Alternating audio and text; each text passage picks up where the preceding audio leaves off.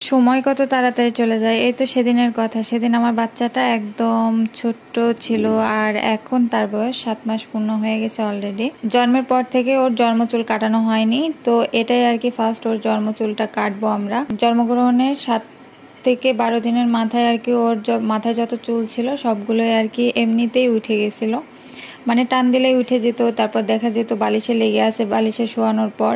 ও যেহেতু শীতের বেলায় হয়েছিল তো টুপি পরানো হতো, দেখা যেত টুপিতে এক গাদা করে চুল লেগে থাকতো। সেজন্যই আর কি আমরা ওর জন্ম চুলটা তখন কাটাইনি। চুল না কাটানোর আরেকটা রিজন হচ্ছে ও যেহেতু ডিসেম্বর মাসে হয়েছে তো তখন তো ভালোই শীত পড়তো। সবাই বলল যে থাক, যেহেতু হেয়ার গ্রোথ কম আছে আর হচ্ছে এখন শীত পড়তেছে, একটু যখন গরম পড়বে তখন আর কি চুলটা কাটানো যাবে।